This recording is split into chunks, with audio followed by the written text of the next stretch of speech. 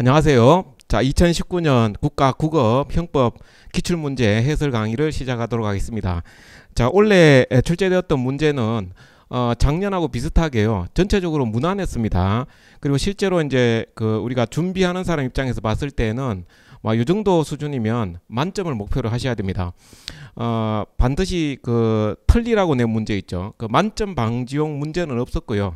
조금 생각할 문제가 있긴 있었는데 다른 지문과의 관계를 고려해 봤을 때 우리가 어떤 문제에서 한 개 지문이 어려워도 다른 지문들 이렇게 좀 정확하게 풀 수 있게 되면 답을 고를 수 있거든요. 그래서 전체적으로 봐서 좀 이렇게 쉬웠다고 이렇게 평가가 됩니다. 우리가 매월 모의고사 보는 것보다는 좀 쉬운 수준으로 그렇게 출제된 것으로 볼 수 있습니다.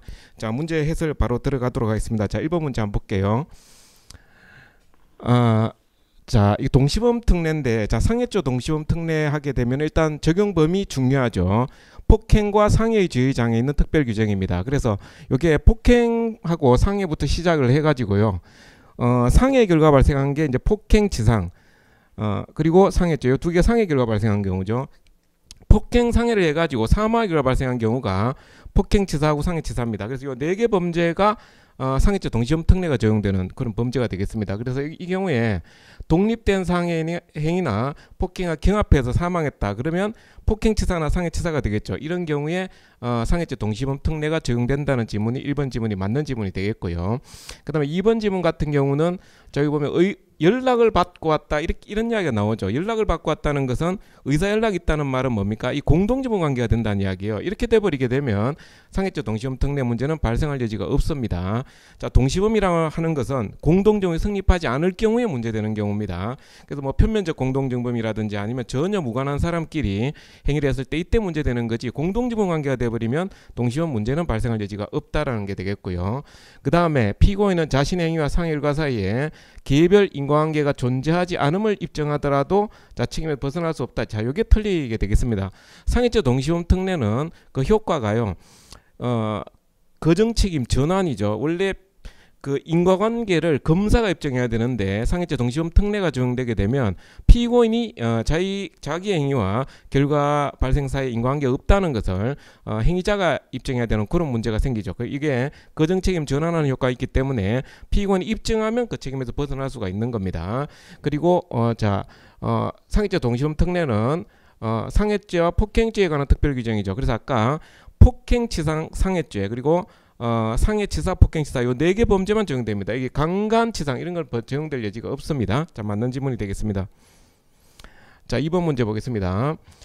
정당방위요. 정당방위는 자, 현재의 부당한 침해가 있어야 되죠. 부당한 침해라고 하는 것은 위법한 침해를 말합니다. 그래서 이 정당한 침해에 대해서는 자, 정당방위가 인정될 수가 없게 되겠습니다. 자, 정당방위는 부정대 정의 관계, 긴급피난은 정대 정의 관계 이렇게 얘기를 하죠. 그 다음에 자, 긴급피난 요건입니다. 이건 제가 학원 모의고사에서 한번 냈던 문제인데, 자, 첫째, 둘째, 셋째. 자, 첫째, 둘째가 바로 보충성 원칙이에요. 피할 방법, 유일한 수단이어야 됩니다. 다른 방법이 없을 것. 그리고 가장 경미한 손해를 주는 방법을 택할 것. 이게 바로 보충성의 원칙이죠. 그 다음에 보호하고자 하는 법익이 침해되는 법익보다 본질적으로 우월해야 됩니다. 이게 법익 균형성의 원칙이고, 마지막으로 사유리나 법질서에 적합해야 된다. 이게 적합성의 원칙이죠. 이걸 실질적 상당성의 원칙이라도 하기 때문에 보균실 이렇게 이야기를 하기도 하고 했죠. 이거 맞는 지문이고요. 그 다음에 점유할 권리 없는 자의 점유라고 하더라도 자, 주거침입죄의 보호법익은 사실상 주거의 평원이에요. 그래서 법적인 권리가 있는지 이게 중요하지가 않습니다. 사실상 주거의 평원이기 때문에 권리자가 그 권리 실행으로서 자력구제 이 수단으로 침입한 경우도 자기가 권리 주장해가지고 현실적으로 주거의 안전을 침해하는 그런 경우가 발생한다면 주거침입죄 성립이 가능하다는 거죠. 그리고 마지막으로 보겠습니다. 사문서를 수정할 당시에 명의자가 현실적으로 승낙하지 않았다면 자, 승낙했을 것이라 추정되면 어떻게 됩니까? 위조 등 변조 등 성립하지 않죠. 추정적 승낙도 인정이 됩니다. 자, 변조죄 성립한다니까 틀린 질문이 되겠습니다. 이거 쉬운 문제죠. 자, 그 다음 문제 보겠습니다. 자, 이것도 배임죄에 관련해서 아주 전형적인 문제가 되겠습니다. 부동산 이중매매요. 제1매매 계약에 중도금 지급받으면 타인의 사무처리자 지위가 인정이 되죠. 그래서 부동산 이중매매는 배임죄 성립하는 경우가 되겠고요.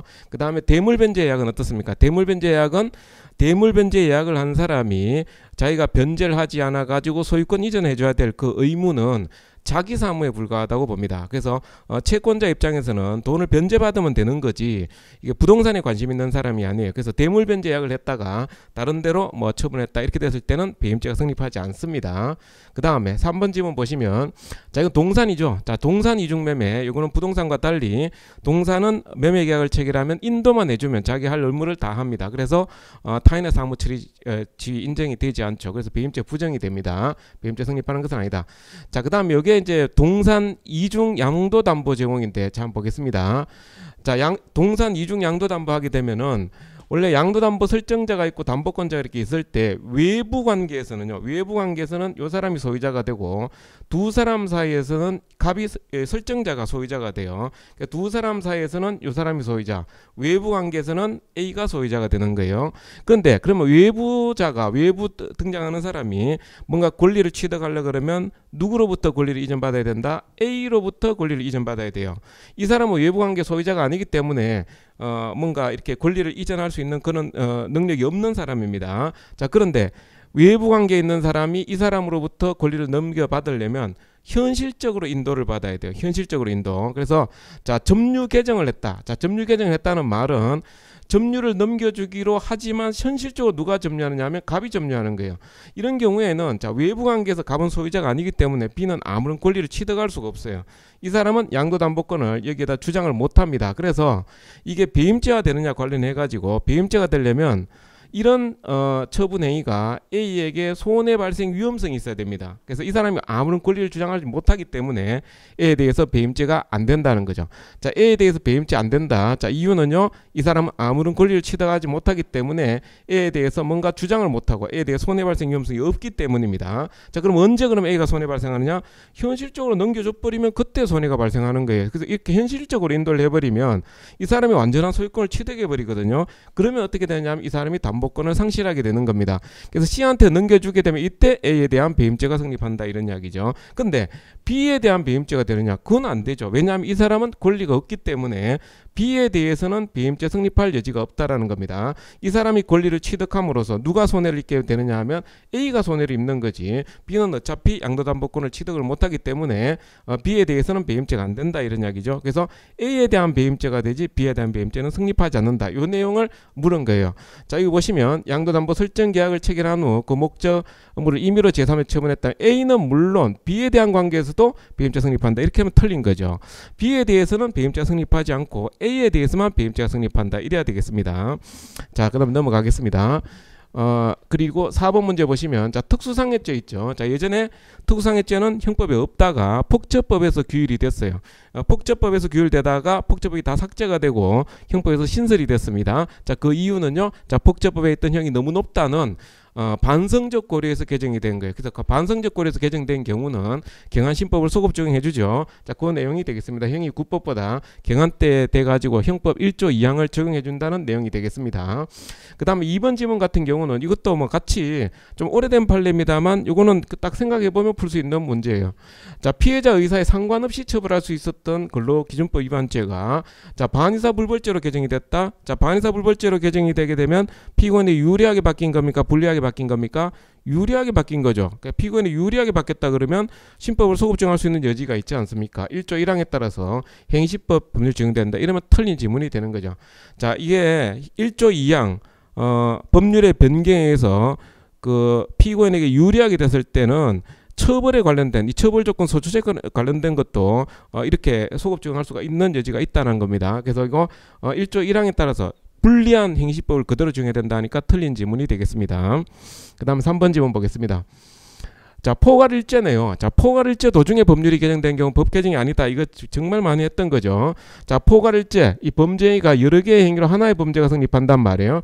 이 도중에 법률이 변경됐을 때는 법률이 변경이 아니다 그랬죠. 법률이 변경이 아니고 요 범죄 행위 종료시법 요게 행위시법으로 적용되는 거예요. 그래서 여기 여러 법률이 있다 하더라도 무슨 법률이 적용된다? 마지막 범죄 종료시법 요게 적용이 되는 거예요. 이때는 경중을 따지지 않습니다.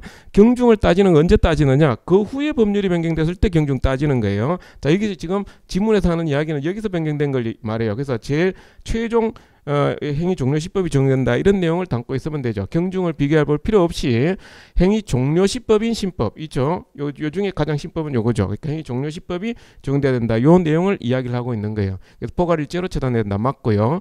그 다음에 형의 경중을 따질 때는 원칙적으로 법정형을 기준으로 하고요. 가중감경을 하면 요거 가장 중한 형을 기준으로 해서 다른 형과 경중을 정하는 것이 원칙이다. 요 판례 내용 그대로 옮겨놓은 거고 맞는 질문이 되겠습니다. 자, 넘어가겠습니다. 자, 법인격 없는 사단, 자, 단체요. 자, 법인과 마찬가지로 법인의 범죄 능력은 부정이 되죠. 그래서 실제로 그 대표기관의 범죄 능력을 인정하는 것이 판례 입장이 되겠습니다. 이거 쉬운 판례입니다. 그 다음에 이건 최근에 나왔던 판례죠.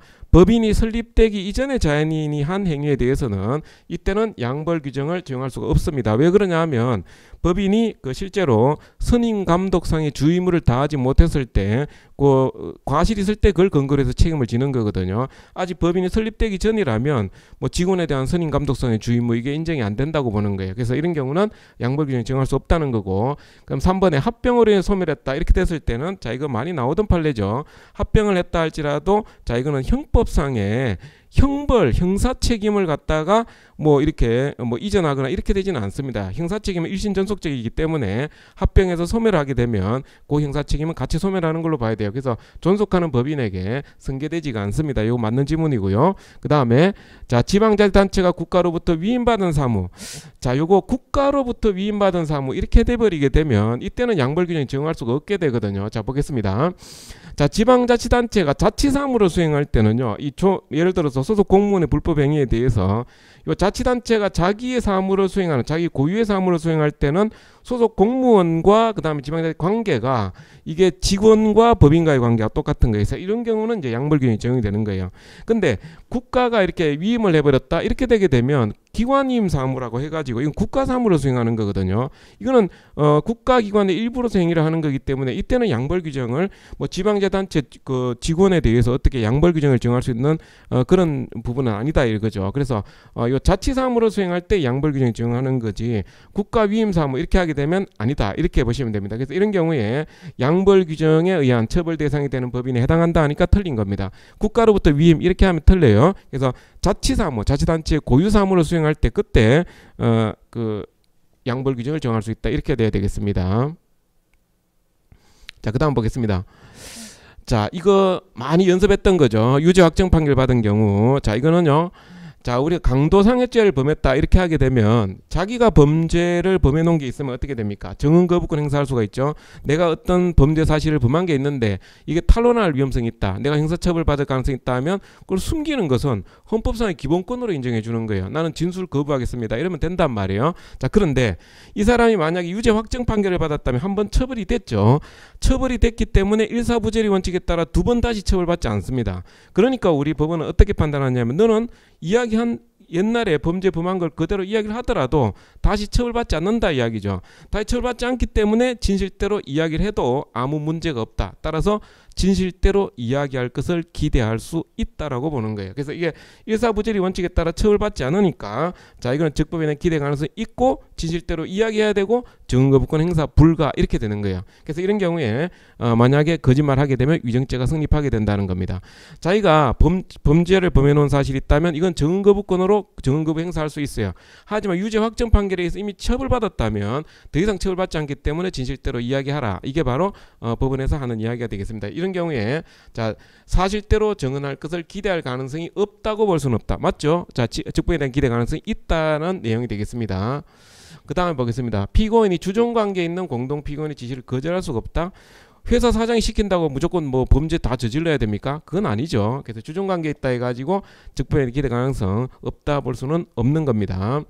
그 다음에 이거는 박종철 고문치사 사건에서 나왔던 이야기죠. 상관의 명령에 절대 복종하는 것이 불문율로 되어 있다 할지라도 고문을 하라는 어떤 위협한 명령에는 따를 의무가 없죠. 그래서 따르게 되면 책임이 인정이 됩니다. 그래서 기대 가능성이 없는 경우에 해당한다면 틀리고 이것도 적법에는 기대 가능성이 있다고 보셔야 됩니다. 자, 그 다음에 자, 영업정지 처분에 대한 집행정지 결정이 잠정적으로 받아들여졌다. 자, 이거는 잠정 조치에 불과합니다. 내가 만약에 음식점 영업을 하다가 뭐 영업 정지 처분을 내렸는데 당장 문 닫아 버리니까 어떻게 됩니까? 이걸 소송으로 다투긴 다투어야 되겠고, 소송으로 다투게 되면 한 1년씩 2년씩 걸릴 수도 있어요. 소송은 오래 가니까. 그런데 그동안 내가 영업을 못 하게 되면 큰 피해를 입잖아요. 그러니까 잠정적으로나마 뭐 이렇게 정지 처분 받을 수 있습니다. 그렇다고 해서 이 처분이 뭐 위법하다든지 무효라든지 어떤 실제 판단을 한 건 아니거든요. 그래서 잠정 처분이 있다 해가지고 자기가 뭐 범법행위를 마구 해도 되느냐, 그건 아니다라는 거죠. 그래서 이런 경우에 자, 적부에 대한 기대 가능성이 없다고 볼 수 없다. 책임이 인정된다는 이야기입니다. 잠정 처분이 인정됐다 할지라도 영업 정지를 잠정적으로 풀어줬다 할지라도 이건 네 마음대로 하라는 이야기는 아니에요. 그래서 내가 범죄를 범하는 데 있어서 그 책임이 조각되는 것이라고 볼 수는 없다라는 겁니다. 자, 넘어가겠습니다. 자, 그 다음에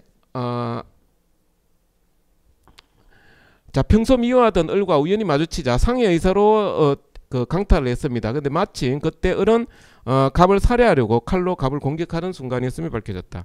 자, 객관적으로는 정당방위 가능한 상황이 있죠. 주관적으로 지금 정당방위 한다는 생각이 없지 않습니까? 이걸 뭐라고 합니까? 우연방위라고 하죠. 우연방위. 그래서 우연방위하고 오상방위 우리 구분하셔야 되는데, 우연방위는 자, 객관적 정당한 상황은 있는데 주관적 정당은 없는 경우, 자, 오상방위로 하게 되면 자, 주관적 정당 요소는 있는데 객관적 상황에 대해서 착오가 있는 경우, 이런 경우죠. 자, 여기에 대한 학설도 출제가 됐고요. 여기에 대한 학설도 출제가 됐어요. 이 전형적으로 많이 출제되는 파트입니다.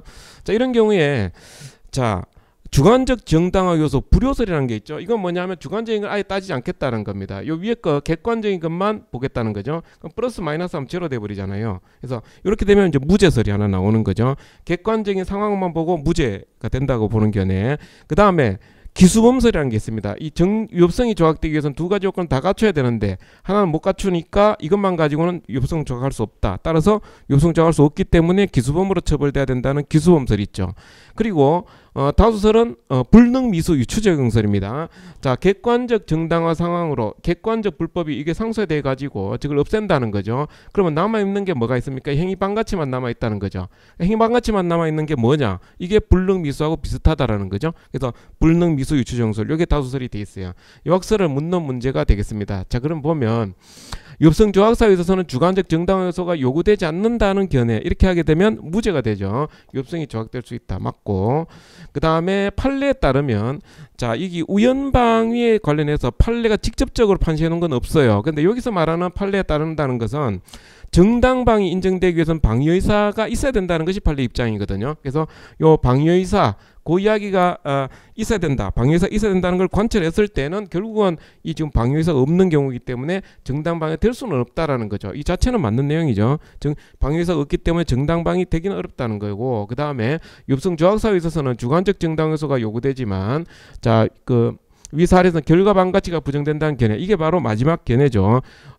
불능미수 유추정설입니다. 행위 반가치만 있는 경우를 불능미수와 구조가 유사하다 해가지고 불능미수 유추정설, 이렇게 되면 여기에 다수설 입장이 되겠습니다. 좀 맞는 내용이 되겠고요. 자, 넘어가겠습니다. 자, 존재하지 않은 형벌법규를 존재하는 것으로 해냈다. 자, 이거는요, 객관적으로 범죄가 안 되는 거죠. 자기 혼자 범죄된다고 착각한 경우인데 이걸 환각범이라고 합니다. 이건 법 규정에 위반한 게 없기 때문에 아무 문제가 안 돼요. 이거는 그러니까 처벌할 수 있다 이러면 말이 안 되죠. 처벌 규정이 없는데 어떻게 처벌합니까? 그래서 이거는 범죄가 안 되고, 그 다음에 자, 형이 면제되는 친족 관계가 있다고 오인하고, 이것도 정말 많이 했죠. 친족 상도례 범죄 성립 요건입니까? 아니죠. 이거는 처벌 조건, 소추 조건에 관한 문제입니다. 행위자가 인식해야 되는 것 아니에요. 자, 고의의 인식 대상은 객관적 구성 요건 요소, 주체, 객체, 행위, 결과 발생, 인과관계, 이 객관적 구성 요건 요소를 인식해야 되지 처벌 조건, 소추 조건 인식해야 되는 거 아니죠. 그래서 이거는 뭐 몰라도 전혀 영향이 없다 하면 맞고요. 자, 피교사자의 객체의 차고 이렇게 되는데 이거는 정범의 객체 착오 문제죠. 이건 뭐지, 전형적인 문제에 속합니다. 자, 갑이 을을 시켜가지고 A를 죽여라 그랬어요. 그래 A를 죽이려다가 죽이고 나서 보니까 A가 안 죽고 B가 죽었더라, 이런 이야기죠. B를 A로 착각해서 B를 살해한 경우입니다. 자, 이런 경우에 을은 자, 사실의 착오 중에 객체의 착오죠. 구체의 사실의 착오 중에 객체의 착오가 되니까 을은 B에 대한 살인죄가 성립해버려요. 자, 이랬을 때 갑의 죄책을 가지고 자, 이 경우에 이게 이제 사실의 착오 중에 객체의 착오가 되느냐 방법의 착오가 되느냐, 이게 문제가 되는데 그 중에 방법의 착오로 보는 견해가 다수설이에요. 그러니까 이 사람은 B를 A로 착각한 게 아니라 그냥 A를 죽이라고 교사했을 뿐이다라는 거죠. 근데 자기가 의도하지 않은 객체 B에 대해서 결과가 발생한 거니까 이거는 구조적으로 봤을 때 방부의 착오로 봐야 된다. 이게 다수설이에요. 방부의 착오로 볼 때요. 자, 법정적 부합설에 의하면 어차피 구체적 사실의 착오 중에 객체의 착오로 보든 방부의 착오로 보든 다 B에 대한 고의가 인정이 되잖아요. 그래서 B에 대한 살인교사가 되는 겁니다. 법정적 부합설에 따를 때. 근데 구체적 부합설에 따르면 어떻게 돼요? 구체적 부합설에 따르면 B에 대한 살인의 고의가 인정이 안 되잖아요. 그러니까 구체적 부합설에 따르면 여기서 지금 구체적 부합설 이야기가 나오는데 살인한 경우에 자 여기 보면 구체적 부합설을 취하면 이렇게 돼 있잖아요. 구체적 부합설을 취하게 되면 B에 대해서 살인의 고의가 인정이 안 된단 말이죠. B에 대한 살인의 고의 인정 안 되니까 어떻게 되겠습니까? A에 대한 살인의 고의가 있으니까 A에 대한 살인 미수 부분에 대해서 교사 죄책을 짓고 B에 대해서는 고의가 인정이 안 되니까 과실치사가 되는 거예요. 과실치사가. 이렇게 되니까 이제 이 교사범을 인정해야 되는데 A에 대한 살인 미수의 교사와 B에 대한 과실치사의 교사 이래 놓고 보니까 좀 이상한 거예요. 뭐가 이상하냐?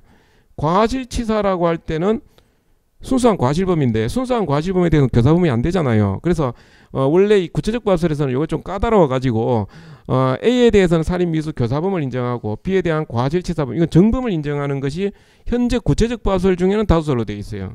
이거 조금 까다롭죠. 근데 우리가 기본적으로 알고 있어야 되는 것은 법정적 부합설 판례 입장 아닙니까? 판례 입장. 판례 입장에 의하면은 어떻게 됩니까? B에 대한 살인의 고의가 인정이 된다. 근데 지금 지문에 뭐라고 되어 있어요? 구체적 부합설을 취하면 B에 대한 살인 교사이지 법정적 부합설을 이야기하고 있죠. 그러니까 틀린 거죠. 그러니까 이거는 구체적 부합설 내용을 이렇게 내용을 모르더라 하더라도 법정적 부합설의 내용만 정확하게 알고 계셔도 판례 태도만 정확하게 알고 있어도 풀 수 있는 문제가 되겠다라는 겁니다. 그 다음에 2번에서 답이 나와야 되죠. 그 다음 4번 질문 보겠습니다. 갑이 상해의 고의로 A를 구타하여 정신을 잃자 사망한 것으로 했다. 이거 개괄적 과실사례죠. 자, 개괄적 고의사례와 개괄적 과실사례는 하나만 다르고 다 똑같아요. 자, 맨 처음에 살인의 고의였냐 상해의 고의였냐 이게 차이가 다르죠. 그래서 상해의 고의였다면 상해치사죄 상해치사 살인의 고의였다면 살인죄 이렇게 되는 거죠. 그러니까 맨 처음에 여기 상해의 고의로 이렇게 돼 있잖아요. 그러니까 이거는 어떤 경우에도 살인죄가 될 수가 없어요. 살인의 고의가 없는데 어떻게 살인죄가 됩니까? 아무리 들여다봐도 자, 지금 상해의 고의로 때렸다 돼 있고 시체인 줄 알았다 이렇게 되니까 살인의 고의가 없잖아요. 그래서 이 살인의 고의가 있을 수 없기 때문에 이 살인죄가 될 수가 없습니다. 이건 상해치사죄가 돼야 됩니다.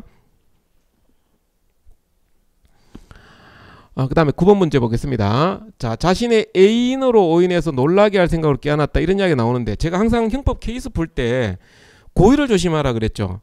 고의를 놓치는 것은 형법 케이스에는 정신줄을 놓는 것 같다 그런 말씀을 드렸습니다. 고의가 없으면 기본적으로 범죄가 되지 않습니다. 과실범을 처벌하는 예외적인 규정이 있을 때만 과실범이 되는 거예요. 자, 자기가 사귀는 여자인 줄 알고 애인인 줄 알고 깨어났다 이렇게 되게 되면 이거는 강제추행의 고의가 없다는 것을 출제위원이 먼저 제시하고 지금 문제를 낸 거죠. 자, 여기 4번 지문 보시면 추행의사로 이렇게 돼 있잖아요. 그러니까 만약 추행의사로 이 말은 뭐냐 하면 이 케이스 자체는 여기서 지금 고의가 없는 경우니까 여기 지금 말을 바꾼 거예요. 이건 4번 지문에서 바꾼 거고 자 1번 지문 기본적으로 애인으로 생각하고 깨안으려고 했다 하면 추행의 고의가 없는 이야기입니다. 그래서 1번 지문에 보시면 자 갑이 A를 B로 오인했다 하더라도 강제추행의 고의는 부정되지 않으므로 갑은 A에 대한 강제추행이 저지른다 아니죠. 추행의 고의가 없는데 어떻게 추행의 제가 인정됩니까? 자 일단 자 이거는 보시면 을은 갑을 성폭행범으로 오인하고 주먹으로 때렸다 이렇게 되니까 이거 어떻게 됩니까? 객관적 정당화 상황이 없음에도 불구하고 정당화의 상황이 있는 것으로 착각한 경우죠. 자 이런 경우는 엄격 책임설, 소극적 구성요건 요소 이론, 구성요건 착오의 추정설, 법효과 제한 책임설 이런 학설들이 있습니다. 엄격 책임설은요 고의를 인정하고 어떻게 됩니까? 유업성 조학사의 전제사실에 관한 착오를 이거는 유업성의 착오로 보는 견해죠. 그래서 책임에만 영향을 줍니다. 그래서 이거는 고의를 인정하고 간다는 점 이게 가장 중요하죠. 그 다음에 소극적 구성요건 요소 이론, 구성요건 착오의 추정설은 다 고의를 부정하는 학설인데 자 법효과 제한 책임설은 어떤 학설입니까? 고의를 부정하는 건 똑같지만 요거는 구성요건적 고의는 인정하고 책임고의가 탈락이 되죠. 그래서 책임고의를 탈락시켜가지고 결국 구성요건 요성은 인정이 되는데 책임이 부정돼가지고 결과적으로 고의범은 안 되고 과실범이 될 뿐이다. 이렇게 설명하는 견해입니다. 자 그래서 자 1번 지문은 일단 강제추행의 고의 부정해야 됩니다. 이거는요. 혹시라도 이거 사실의 착오 아닙니까? 이렇게 착각하시는 분도 있을지 모르겠는데 사실의 착오라고 하는 것은요. 행위자가 인식한 범죄 사실과 발생한 범죄 사실이 일치하지 않는 경우죠. 발생한 범죄 사실이 일치하지 않은 경우인데 이걸 사실의 착오라고 하는데요. 사실의 착오가 되려 그러면 이 행위자가 인식한 것도 범죄라야 되고 발생한 사실도 범죄라야 돼요. 인식한 것도 범죄고 발생한 것도 범죄인데 이게 일치하지 않을 때 사실의 착오라고 하는 겁니다. 지금 이거 뭐예요? 1번 지문 같은 경우는 이거는 처음부터 자기 애인이라고 생각하고 껴안으려고 했기 때문에 처음부터 이거는 범죄되는 사실이 아니에요. 그러니까 범죄되는 사실을 인식한 게 아니기 때문에 이거는 사실의 착오 문제도 아닙니다. 그 다음에 2번 보시면 자 을이 갑을 성폭행범으로 오인했다 하더라도 을이 의도적으로 갑을 때려 상해를 입힌 이상 법의효과 제한책임설 법의효과 제한책임설은요 책임 고의가 탈락이 됩니다.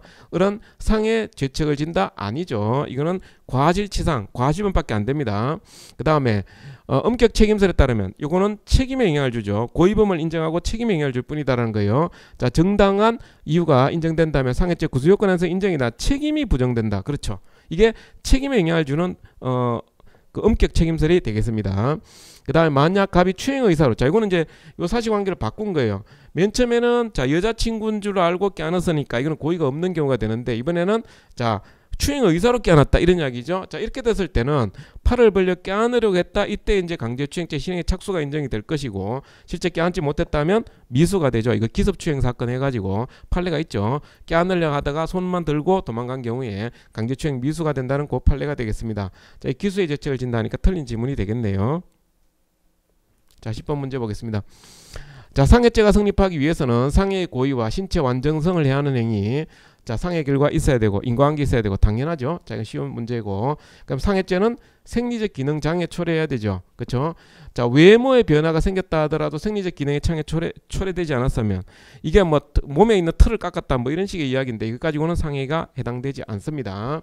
그 다음에 오랜 시간의 협박과 폭행을 이기지 못하고 실신하는 거예요. 자 실신했다가 나중에 구급차에서 정신을 차렸을 때는 외부적인 상처가 없다 할지라도 상해 개념 해당된다는 판례 있죠. 자 이거 상해 인정되지 않는다니까 틀렸네요. 우리가 뭐 요즘 그러니까 프로포폴 같은 이 약물 먹여가지고 기절시키는 거 있죠. 이런 거 상해죄 인정한 판례들이 많이 나오고 있습니다. 그 다음 타인의 신체에 폭행을 가하여 보행불능, 수면장애, 식욕감퇴 이런 거 전부 다 우리 판례가 상해 개념 인정했던 사건이 되겠습니다. 좀 맞는 지문이고요. 자 친족상돌에 또 나왔네요. 자 사실상의 부인 을의 예금 정서를 절차한 후에 친생 인지한 경우 자 인지라고 하면은 소급표가 있습니다. 처음부터 아버지의 아들 이렇게 되는 거죠. 인지는 소급표 있기 때문에 처음부터 그 아버지 아들로 인정해서 친족상돌에 적용이 됩니다. 그 다음에 현금 자동 지급기에 넣고 예금 통장 계좌 이체하게 되면 뭡니까? 컴퓨터 상사기죄죠. 이거 손자 할아버지 계좌 이체 사건이죠. 자 컴퓨터 상사기죄에서 피해자는 할아버지 거래 금융기관을 피해자로 본다. 따라서 친족상돌회가 적용되지 않는다. 요 내용이고 그 다음에 갑이 친구 을을 교사하여 갑의 아버지 병의 지갑을 절취하게 한 경우에 자 친족상돌회는요 친족관계 있는 사람만 친족상돌회 적용하고 친족관계 없는 사람은 그대로 처벌되는 겁니다. 그 다음에 세 번째 마지막 지문은 자 이 법원을 기망했다 소송사기 문제죠. 자 소송사기는 삼각사기가 됩니다. 자 삼각사기 같은 경우는 자 피기망자는 피해자가 아닙니다.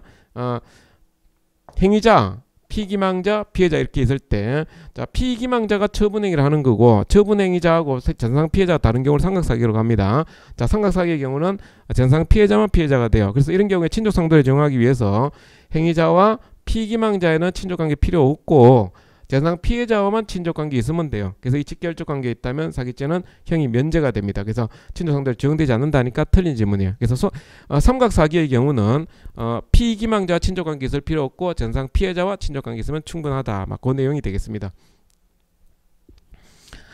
자, 그 다음에 중과실 인정되는 경우 자 이거는 사실관계를 보고 뭐 전형적으로 많이 출제되는 판례인데 사실관계를 보고 판단하시면 됩니다. 담뱃불을 갖다가 재떨이에 끄는데 이걸 제대로 안 꺼가지고 불이 크게 난 경우에 우리 판례는 중실화죄, 중과실을 인정하고 있습니다. 그 다음에 요거는 자 여기 2번 지문에 그 약간의 틈이 있는 경우 사소한 정도의 하자라 그랬죠. 사소한 정도의 하자기 때문에 요거는 뭐 경미한 거고 지문에서 벌써 요거는 뭐 그 중대한 과실이 없다는 걸 체크하시면 되겠습니다. 그 다음에 디귿 같은 경우는 안수기도 하면서 심하게 뭐 누르는 행위하고 이건 척 봐도 중과실이 있다는 걸 우리 쉽게 알 수 있는 내용이 되겠습니다. 자 맞는 지문이고요. 그 다음에 자 요거는 자 전기에 관한 전문 지식이 없는 호텔 오락실 경영자가요 경영자가 자 기술자를 불러가지고 이제 수리를 한 거죠. 기술자한테 맡겼기 때문에 자 기술자를 시켜가지고 수리를 했다면 수리 잘했을 것이라고 그냥 믿으면 되는데 요걸 갖다가 이게 호텔의 전기 보안 담당자에게 통보를 하지 않았다는 겁니다. 이거 가지고는 중대한 과실이라고 볼 수 없다는 겁니다. 자 기술자 시켜가지고 수리를 시켰다면 굳이 그 호텔 담당자한테 또 통보를 하지 않았다고 해가지고 중과실이 있다고 볼 수는 없다. 이거는 뭐 개별적인 사례라고 보시고 하시면 되겠습니다. 이거는 일단 기술자 할 때 맡겼다는 게 중요하죠. 자기가 뭐 대충 수리한 게 아니고 기술자에게 맡겼기 때문에 기술자를 시켜서 수리했다면 그걸 믿고서는 보안 담당자에게 안 알렸다 할지라도 중과실은 아니다. 이렇게 보면 됩니다. 자 넘어가겠습니다. 자 허위 내용의 고소장을 경찰관에게 제출했다면 무고죄는 기수에 이르고 고소장을 되돌려 받았더라도 무고죄 성립에 영향 없다. 당연하죠. 자 무고죄는 자 이거 그 고소를 하게 되면 당연히 무고죄는 기수에 이릅니다. 그리고 피해자를 살해하려고 낯을 들고 피해자에게 다가서려고 했으나 자 제3자가 이를 제지하여 피해자가 그 틈을 타서 도망감으로써 살인의 목적을 이루지 못했다. 당연히 이건 살인 미수죄죠. 시행 착수가 있고 살인의 고의가 있고 사망의 결과가 발생하지 않았으니까 살인 미수죄 가능한 사례가 되겠고요. 강도의 기회, 강간의 결과가 발생했다 할지라도 강도의 기수에 이르지 못했다면 강도 강간은 미수죄가 아니죠. 강도 강간죄는 기본 범죄가 미수든 기수든 불문합니다. 실행에 착수만 하면 되죠. 그 다음에 준강도 기수 미수는요. 절취행위 기준설이죠. 기본 중에 기본에 해당하는 판례가 되겠습니다. 이거는 강도죄와 균형을 맞추기 위해서 아무리 폭행에 빠져 있었다 할지라도 재물을 강치 못하면 미수가 되듯이 준강도도 절취행위를 기준으로 해서 미수 기수를 판단하게 되겠습니다. 자, 그 다음 보겠습니다. 14번요.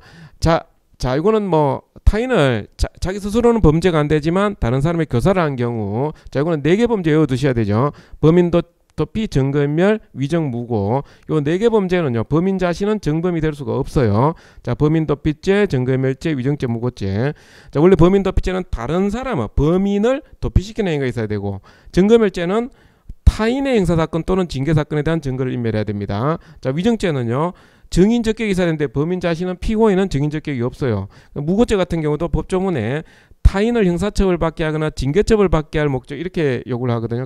그러니까 범인 자신은 정범이 안 됩니다. 근데 다른 사람을 시켜가지고 나를 도피시켜달라, 나를 위해서 위정해달라, 나를 위해서 증거인멸해달라, 나를 무고하라 이렇게 하게 되면 이게 자기 비호권의 남용이 되게 되면 공범 성립이 가능하고 무고 같은 경우도 나를 무고하라 해서 다른 사람의 어떤 무고죄의 성립을 이렇게 유발하게 되면 이거는 공범 성립이 가능하다고 보는 거죠. 특히 범인 도피죄나 증거인멸죄 같은 경우 친족간 특례가 있어가지고 가벌 사이에 친족관계 있으면요, 이 친족간 특례가 돼가지고 책임이 조각될 수가 있어요. 그런 경우에도 갑은 얼마든지 교사범 성립이 가능하게 됩니다. 자, 이거 묻는 문제죠.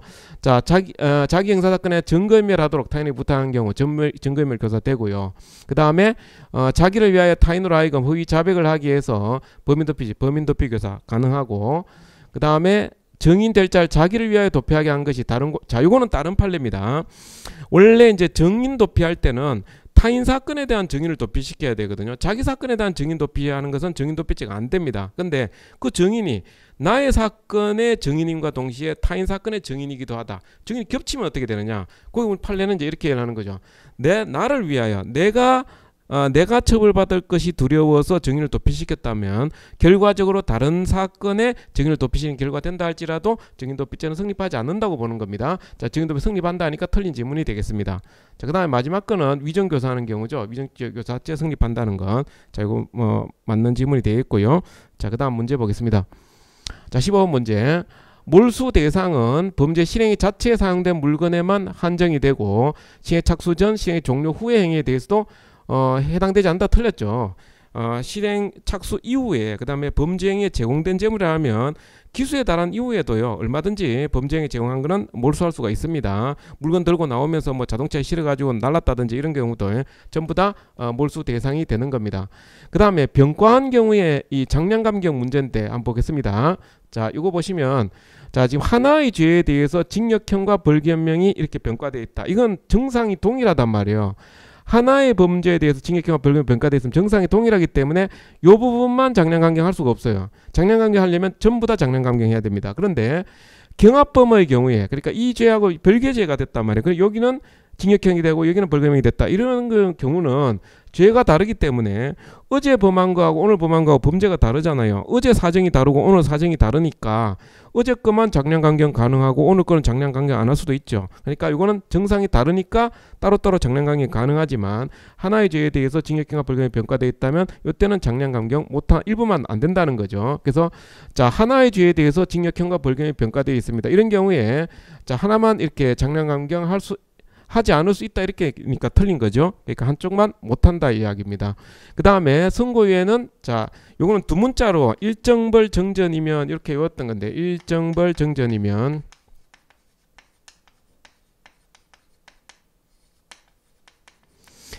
(1년) 이하의 징역 금고 자격정지 벌금형 벌금형 이 선고유예 요건입니다. 자격정지 이상의 전과가 없을 것 2년이 경과되면 면소된 것으로 간주한다 이거죠. 그래서 이거 지금 뭐 1년 이하의 징역 금고 자격정지 벌금 구류형은 선고유예 할 수 없다 맞죠? 그 다음에 자, 판결 선고 중 구금에서 이거는 전부 다 산입해야 되죠. 일부 이렇게 들어가면 틀립니다. 전부 다 산입해줘야 된다. 이건 헌법재판소 그 판례도 나와 있고요. 자, 처벌되지 않은 타인의 행위를 적극적으로 유발하고 이를 이용해서 자신의 범죄를 실현한 자는 간접적 범죄책이 되죠.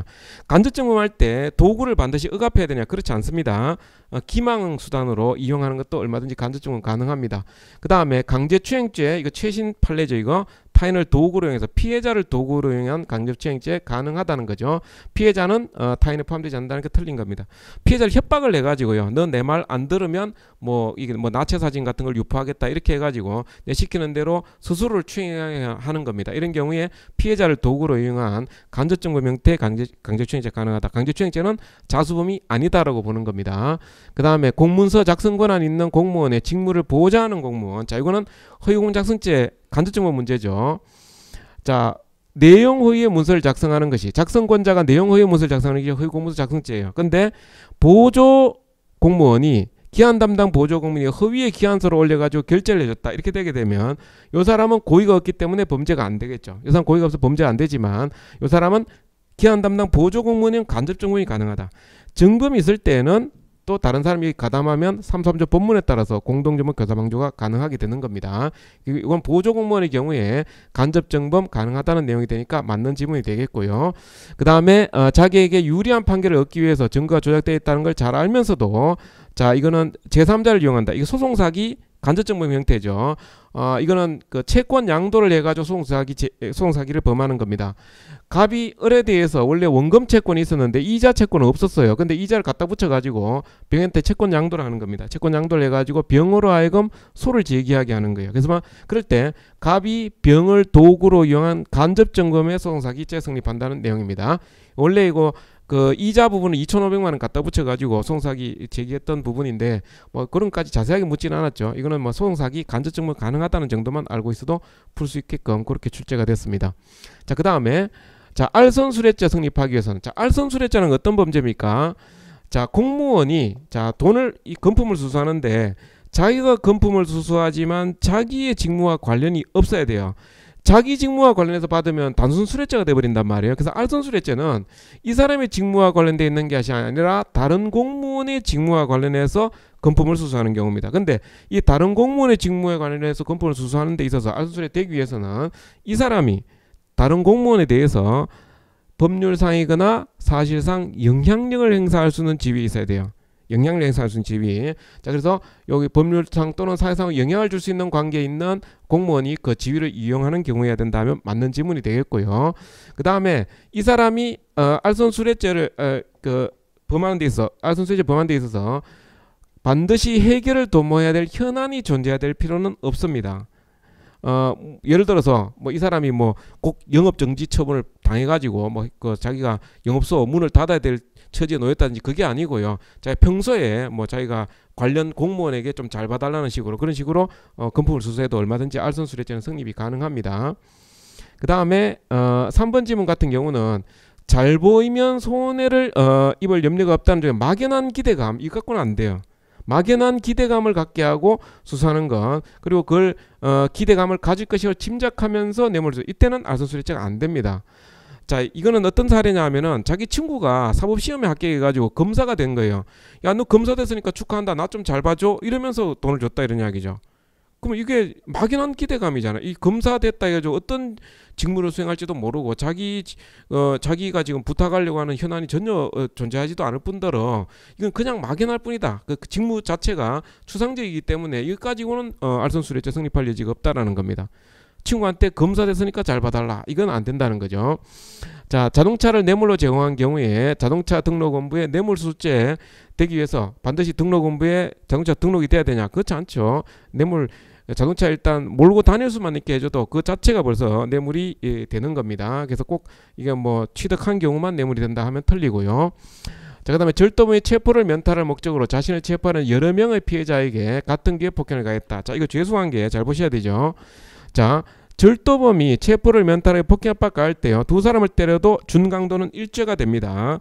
준강도는 관리의 수를 기준해요. 그러니까 절도가 하나의 절도 행위로 자, 두 명을 자, 아들 뭐 아버지 이렇게 때렸다 하더라도 일죄만 된단 말이에요. 근데 상해 결과 발생 생명 신체에 관련된 그는 이건 일신 저속죄이기 때문에 사람마다 별개 범죄가 될 수가 있어요. 근데 만약에 두 사람 때리다 그중 한 명이 상해를 입었다 이런 이야기죠. 그렇게 되면 결국은 준강도를 기본 범죄로 하는 강도상해죄 일죄가 되는 거예요. 전에 어떤 분이 질문하시기를 준강도상해죄로 해야 됩니까? 강도상해죄로 해야 됩니까? 이거 묻는 사람도 있던데 똑같은 거예요. 강도상해죄의 강도는 모든 강도 다 들어갑니다. 특수강도, 준강도, 인질강도, 해상강도 뭐 다 들어가요. 미수기수 다 들어갑니다. 그러니까 강도상해죄 해도 되고 준강도상해죄 해도 되는데 상해죄 한 명 있으면요. 자, 이거 강도상해죄 일죄가 된다. 이거죠. 자, 일단 두 명을 때려도 준강도는 일죄가 되고 상해 한 명 입었다 그러면 강도상해죄 일죄가 된다 이거죠. 포괄해서 강도상해죄 일죄입니다. 자, 하나의 강도상해죄 성립한다면 맞겠네요. 자, 그 다음에 자, 절도범으로부터 작물 보관 의뢰를 받은 자가 그 점을 알면서 작물 보관했다 이미 처벌한 경우 이거는 자, 작물 보관죄가 성립했을 때 이미 그 피해자의 소유권을 침해했기 때문에 나중에 형량하는 것은 불가벌적 상황이 되는 겁니다. 자, 그 다음에 자, 피해자가 신용카드 부정사용한 경우에 자, 여신법 신용카드 부정사용죄와 현금 자동지기에 돈을 인출하는 절도죄의 관계는요 실체적 기합범이죠. 자, 이거는 신용카드 부정사용죄는 사회적 법익에 관련된 범죄고 절도죄는 재물에 관련 범죄고 전혀 보호법익과 행위태양이 다르다. 그래서 우리 판례는 실체적 기합범으로 봅니다. 자, 공무원이 직무 관련자에게 그 제3자와 계약을 체결하도록 요구를 했다. 자, 이건 최신 판례가 되겠는데요. 자, 사례 한번 볼게요. 자, 이 공무원이에요. 공무원이 A한테 자, 이 사람 좋으니까 이 사람하고 계약 좀 체결해 주시오. 이렇게 이야기를 하는 거죠. 그러니까 공무원이 부탁을 하니까 이 사람이 거절을 못 하는 거예요. 그래서 부정한 청탁이 이제 오고 가는 겁니다. 이 사이에. 부정한 청탁이 오고 가면서 A는 을하고 계약을 체결하는데 이 용역 계약이 상당히 가격이 비싸요. 그럼에도 불구하고 A는 을하고 계약을 체결할 수밖에 없다. 갑의 요구를 거절을 못하니까. 그렇게 되면 어떻게 되느냐 하면 자, 요 사람은 직권남용 권리행사방해죄 자기 직권을 남용해가지고 A에게 의무 없는 일을 행하게 하죠. 그래서 직권남용 권리행사방해죄가 되고 그 다음에 부정한 청탁을 하면서 부정한 청탁을 받고 제3자한테 어떤 이익을 제공하는 거니까 제3자 뇌물수수죄도 된다 이런 이야기죠. 그러면 이 두 개 범죄가 다 성립하면서 상상적 경합이 된다는 것이 판례 입장입니다. 물론 요 사람은 갑의 이 제3자 뇌물수수죄를 알고도 여기 가담을 한다 그러면 방조범도 가능하다. 이것도 시문제 잘 나오죠. 그러면 지금 여기서 보면 공무원의 직무 관련자에게 제3자 계약을 체결하도록 했을 때 자, 직권남용 권리행사방해죄와 그 다음에 여기 제3자 뇌물수수죄가 실체적 기합 관계에 있다. 이게 틀린 거죠. 상상적 기합 관계, 상상적 기합 관계 하셔야 됩니다. 요거는 이쪽으로 계약을 체결하라고 요구하는 것 자체가 제3자 뇌물수수죄임과 동시에 직권남용 권리행사방해죄 하나의 행위로 두 개의 범죄가 성립하는 경우로 보셔야 됩니다. 자, 갑과 을은 주간에 침입하도록. 자, 주간에 남의 집에 들어가면요 주거침입죄와 절도죄는 별개로 보셔야 돼요. 둘이서 함께 침입하면 공동 주거침입이 돼서 폭제법이 적용이 됩니다. 자, 이거는 사례가 어떻게 되어 있냐 하면은 자, 두 사람이서 공동 주거침입하고 합동절도에 물색행위가 있었어요. 그래서 물색행위가 있으면 신의 착수가 인정이 되죠. 자, 절도범이 착수한 사람이 체포 면탈하기 위해서 폭행을 가하면 뭐가 됩니까? 준강도가 되죠. 근데 갑은 A를 폭행을 했고 을은 경찰관을 폭행을 했는데 A로 착각을 하고 때린 겁니다. 자, 이런 경우에요. 여기는 상해를 입혔습니다. 근데 아까 자, 상해 한 사람 상해 입히면 어떻게 된다고요? 강도상해죄 일죄가 된다 그랬죠. 앞에 문제하고 이거 구조는 뭐 결론적으로는 비슷해요. 자, 그럼 이런 사례가 되겠습니다. 자, 그러면 1번 지문에 갑과 을이 A의 집에 침입한 행위는 공동주거 침입에 해당한다. 맞죠? 그 다음에 물색한 거는 시행착수, 합동절도 시행착수 인정되고 이것도 맞고요. 그 다음에 갑이 자신을 추적해오는 A를 폭행한 행위는 준강도죄 구성한다. 맞죠? 절도 착수해가지고 체포 면탈에 폭행을 가하니까. 자, 마지막으로 경찰관에게 상해를 가한 행위는 강도상해죄와 특수공무집행방해 치상죄를 구성한다. 이게 틀렸습니다. 특수공무집행방해 치상죄가 되려면요, 공무원이 직무집행 중인 걸 알아야 될 것 아닙니까? 지금 이 사람은 A로 착각하고 있는 거예요. 공무원인 걸 모르고 있는 겁니다. 고의가 없으면 그 고의범은 절대 인정하시면 안 돼요. 자, 형법의 기초입니다. 기초. 고의가 인정되는 만큼 범죄를 인정해줘야 돼요. 경찰관인지 몰랐는데 어떻게 공무집행방해죄가 됩니까? 그러니까 이거는 아예 공무집행방해죄는 고의가 없기 때문에 일반 강도상해죄만 성립한다, 이렇게 보셔야 되는 겁니다. 자, 넘어가겠습니다. 마지막 문제네요. 자, 채권자가 빚독촉을 하다가 멱살을 잡고 대드는 채무자의 손을 뿌리치고 밀어 넘어뜨린다. 보통 밀어가지고 너무 자빠지고 다치고 하는 건 다 인과관계 인정이 되죠. 골절상 입힌 게 가지고 사망했다 할지라도. 자, 이거 폭행사죄 성립이 가능합니다. 사람을 밀쳐가지고요, 뭐 삿대질 했는데 뒷걸음치다가 자빠졌다 죽었다 이렇게 되게 되면 그때는 뭐 예견 가능성을 부정할 수도 있겠지만, 밀쳐가지고 넘어진다 그러면 이거는 인과관계 인정해야 됩니다. 그 다음에 피해자 법인이나 단체의 대표자, 자, 의사결정을 하는 결재권자 이야기가 나오는데요. 자, 기본적으로 보시면 법인 있죠. 법인. 회사에 대해서 사기죄를 범할 때, 자, 사기죄는 상대방이 착오에 빠져야 되죠. 근데 누가 착오에 빠져야 사기죄가 됩니까? 자, 실무 담당자 직원이 있고요. 대표에게 있을 때 대표이사 결정권자를 기준으로 해가지고 대표이사가 몰라야 됩니다. 그래야만 착오에 빠졌다고 봐주거든요. 자, 법인에 대한 사기죄는 실무 직원이 알았다 하더라도 대표이사가 몰라야 이게 사기죄가 되는 거예요. 이쪽에 알고 있었다 하더라도 대표이사 몰랐다, 착오에 빠졌다 그러면 사기죄가 되는 겁니다. 그러면 만약 대표이사가 회사를 상대로 사기를 치면은요, 자기가 기망행위자고 자기가 다 알고 있으니까 당연히 사기죄가 안 되는 거예요. 이거는 대표이사를 기준으로 해가지고 착오에 빠졌는지 안 빠졌는지 판단하다 보니까 대표이사가 법인을 상대로 자기가 최종 결재권자고 자기가 기망당하는 사람인과 동시에 기망행위자가 되는 거예요. 이런 경우는 기망으로는 착오가 인정이 안 되기 때문에 사기죄 성립하지 않습니다. 이것도 최근에 나왔던 판례죠. 자, 넘어갑니다. 회사 직원이 영업 비밀 등을 적법하게 반출한 후에 퇴사 시에 그 영업 비밀을 반환하거나 폐기할 의무가 있음에도 불구하고 경쟁업체 유출할 목적으로 가져가면 어떻게 됩니까? 이거 업무상 비밀죄 성립 가능하죠. 가능하고. 그 다음에 자, 사법경찰관이 내사 단계 수사 대상 자, 검사가 자신에게 그 지휘한 내용이 기재된 수사 지휘서. 자, 수사 지휘서라고 하게 되면 이거는 수사가 어떤 식으로 진행이 될 것인가를 예측할 수 있는 그런 기록이 다 있고, 피의자가 이걸 알게 되면 어떻게 됩니까? 증거를 인멸한다든지 뭐 이렇게 또 그 수사를 방해할 수 있는 그런 여지가 있기 때문에 이거는 공무상 비밀로 유지해야 될 이익이 있는 걸로 보셔야 되겠죠. 자, 여기까지입니다. 20번까지 다 해설 마쳤는데요. 자, 그 전체적으로 봤을 때 학설은 뭐 전형적인 부분에서 나왔어요. 그래서 오상방위 그리고 우연방위 요 부분에서만 좀 우리가 정확하게 알고 있으면 풀 수 있는 문제였고, 나머지 문제는 전형적이고 그리고 중요한 부분에서 나왔습니다. 좀 생각해야 될 부분이 있긴 하지만 다른 지문에서 충분히 답을 골라낼 수 있다. 그래도 항상 뭐 시험이 끝나고 나면 좀 아쉬운 부분도 항상 남아 있을 겁니다. 그래서 그래도 뭐 노력한 만큼 반드시 좋은 결과 있으시기를 바라겠습니다. 예, 설명 강의 오늘 마치겠습니다. 수고하셨습니다.